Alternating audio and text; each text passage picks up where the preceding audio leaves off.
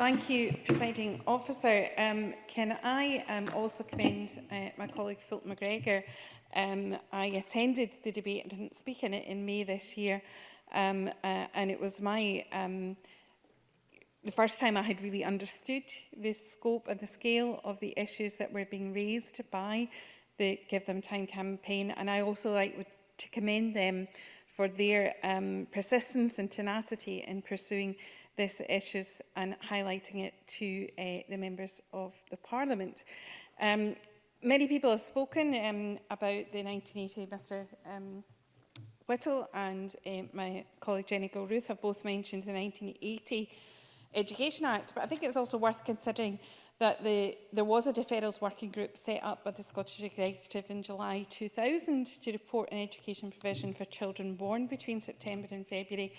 and indeed Addis produced guidelines from that. But it was indeed Nicholas Stephen, the Deputy Minister for Education, has announced his intention to extend entitlement to publicly funded preschool education for the very youngest children from those from January to February. And I'm sure at that time they meant no inconsistency or anomaly down the line. However, 2001 is a long time ago, and we now see that there are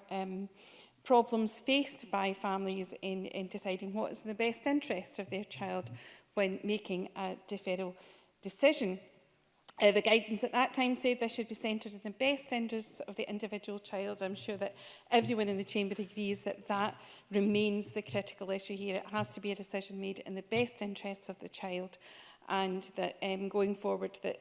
the decisions being made are informed and that the information given to parents is consistent across different areas.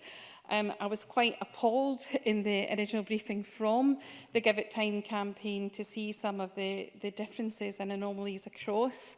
local authorities in terms of informing parents. And rather than name shame any local authorities in particular, I would like to commend Clickmanning Council, which the campaign highlighted as giving very clear and unambiguous advice to inform parents about these very important decisions about their children's futures. But access to a paid place by parents varies across different local authority areas, and that cannot continue. And for those parents obviously unable to fund an additional nursery cost as a result of a deferment, are at a disadvantage, as the right to deferral cannot be matched with their family finances, and that simply cannot continue to be the situation going forward. So I was absolutely delighted to hear the Minister accept the principles of the Labour motion, and to say that she will work constructively with COSLA, with partners going forward, to ensure that changes can be implemented in a timely fashion and with the cooperation of our partners. Can I say that, as we've seen from when you look at the intentions of the decisions made by the then Liberal Labour